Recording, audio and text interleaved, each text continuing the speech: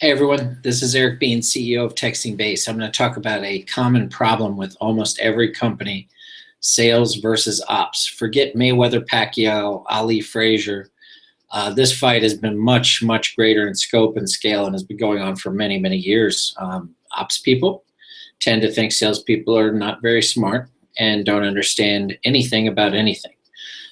Salespeople tend to think that ops people should just do what they tell them to do, because they're the ones that are going out and getting the business and paying their salaries.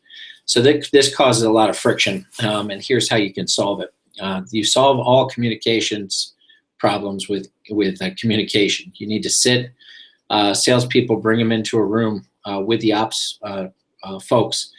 The hardest one to get through are the ops people, actually, because they think that the job of sales is very, very easy. They think they just go out, talk to people, and that's their job, whereas they think that their job as ops is very difficult. The reality is the job of a salesperson is an extremely difficult job, and that's why it's hard to find good salespeople. Mentally draining to go out and accept no's all day long, or deal with people that tell you yes, and then you think that you have something in your hands and that you're working towards something and it falls apart.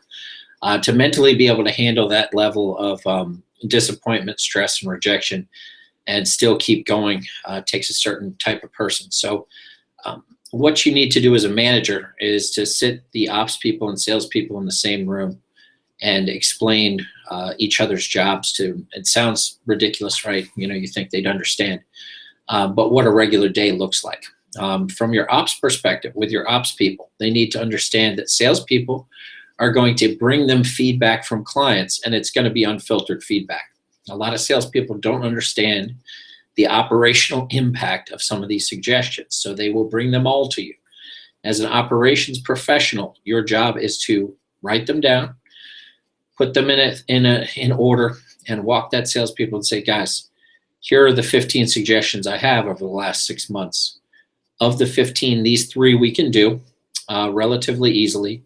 These 5 we can put on a board to get to over the next few years, because there's a very big cost for it. And based on what you've told me, this is the opportunity. So these are going to take some time. These ones down here are likely never going to get done because it doesn't make financial sense. Even if you have one client that wants it, we're not going to build out and change things for one client. So salespeople are open to that type of information. They just want to know. And at that point, they can take their clients out, do their jobs, schmooze them, and break the bad news to them, because that's part of the fun of being a salesperson. So the battle of sales and ops comes down to communication, and it comes down to understanding and empathy, and it comes down to you telling your ops people, listen, this is a very difficult job, and these people are paying your salaries. So here's how you work with them, and here's how you tactfully say no to the salesperson, and then they can go back and tactfully say no to their customers. Or here's how you say, we're going to put it in a list of things to do. So, bridging that communication gap has caused more company problems and probably company failures than any single point of conflict. And it goes on despite the fact they both need each other to this day with companies all over the country. If you want to solve that problem, you need to make sure that each person understands how difficult each other's jobs are. Each person has a system for being able to communicate what they can and can't do, and takes that communication chain seriously, and that each person respects each other tremendously for the fact that they each can't survive without each other. So the battle of sales and ops will continue beyond this webcast and for many, many more years. But if you want to solve it, get them together and have them talk, and you're halfway there. Thank you so much, and hope you have a great day.